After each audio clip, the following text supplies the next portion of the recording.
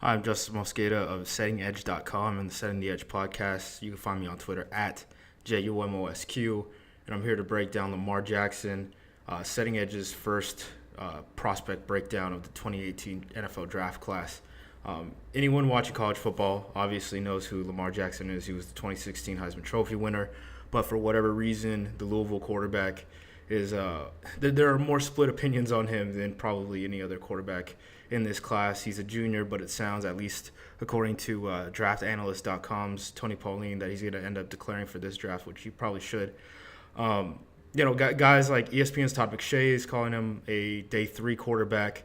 Pete Thamel of Yahoo just wrote this week that after talking to NFL scouts and executives, they didn't think that he was going to get drafted ahead of, before the fourth round. And then even then, it might be as a slot receiver or as, a possible return man instead of a quarterback. That's kind of the same narrative as if anyone read the ESPN piece by Mina Kimes on Tyrod Taylor, where he was told by the San Diego Chargers that they were looking at him as like a second-round running back or a second-round receiver, actually. And he ended up getting drafted late by the Baltimore Ravens. Ends up, kind of after his rookie contract does well with the Buffalo Bills, and he's been one of the more efficient quarterbacks of the last 3 years, even though he wasn't really given a shot. I think that's kind of the same mistake NFL executives seem to be making, at least right now.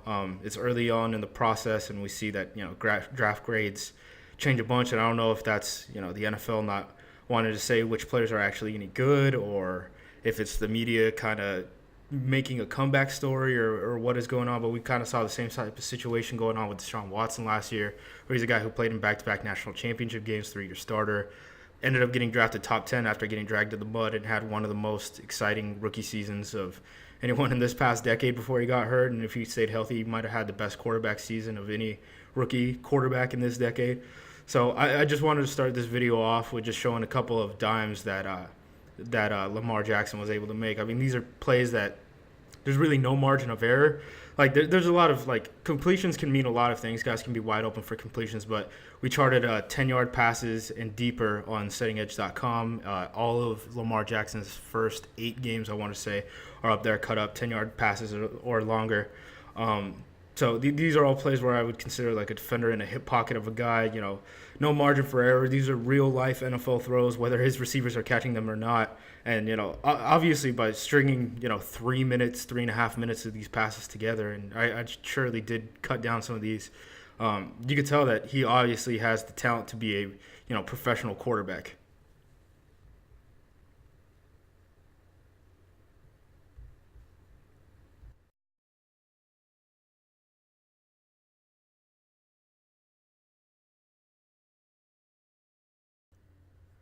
One of the other interesting things about watching Lamar Jackson throw the ball, beyond 10 yards of the line of scrimmage, was just noticing how many of these passes were just one step away from making an amazing play. And certainly that's not me putting all of this on receivers. Obviously, if you go and watch Louisville's passing attack, there are certainly some plays where they have egregious drops. I wouldn't consider these any of that. I think these are ones where, Lamar is just one step off from his receiver. If that receiver was one tick faster, he would be able to get the ball. If that receiver was a little bit bigger, he'd be able to get him the ball. But the fact of the matter is they just aren't right now.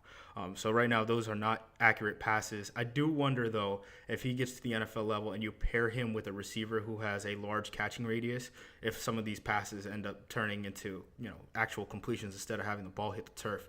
I know that's one issue that people had with Deshaun Watson, where they were basically saying he's just throwing jump balls to Mike Williams. Well, then he ended up getting paired in the NFL with Nuke Hopkins, and then it didn't end up mattering at all. If you have that receiver and you're that style of quarterback, then you're going to be in a good spot. I think that's one thing that I would make as a bullet point. Like, if you are drafting Lamar Jackson, you need to have one of those receivers who has a wide catching radius. He can make those plays. At the same time, he's only a 20-year-old, and those plays can, they can get better. You can fix one step. There are plenty of quarterbacks who are off by more than a single step. I would say that Josh Rosen, who I've gone in depth with, has that issue. Basically, every time he's throwing the ball beyond 14, 14, 20-ish range, He's putting his team at risk. He's very good at the intermediate level, but beyond that, when he's throwing deep, he's way off to the point that defenders can make a play on the ball. Lamar Jackson really not putting his team at risk when he's throwing the ball. He's just not moving in the pocket well. And I think that's one thing that, even Carson Wentz, who, was drafted second overall by the Philadelphia Eagles, has had a massive jump in play from his rookie to sophomore year in the NFL. That's one thing he's been able to work on. So I wonder if, Lamar Jackson is able to work on that pretty quickly. Again, he's only a 20-year-old. Lamar Jackson is likely to show up shorter than 6'2" at the Combine. NFL Draft Scout has him listed as 6'1" and 3/4, which is only a quarter inch short of 6'2", but 6'2" for whatever reason seems to be like the NFL standard for quarterbacks. One thing that shorter quarterbacks who do succeed at the NFL level do well is not only make sure that their receivers downfield are open, but that the passing lane that they're throwing through is open. I don't know if it has to do with just his height or the fact that, his trajectory on these passes are low, but for whatever reason, defenders who are not necessarily the targeted defenders, the defenders who are, in between the target and him, either at the line of scrimmage or low, shallow zone defenders, they're getting their hands on a lot of these balls more than anyone else. Like I said, I've gone in depth with Josh Rosen and Baker Mayfield. Lamar Jackson has more of these throws than those two quarterbacks combined. If you're looking for anything close to a fatal flaw or a major knock in Lamar Jackson's game, I don't think it's downfield throwing. I don't think it's potential at the NFL level. I think he kind of checks off those boxes. Mobility, obviously something that's great for him. The thing that I would worry about the most is just the fact that he's kind of blind to these guys who are underneath, and he doesn't understand that, while guys are open, he also needs passing lanes to be open to the targets.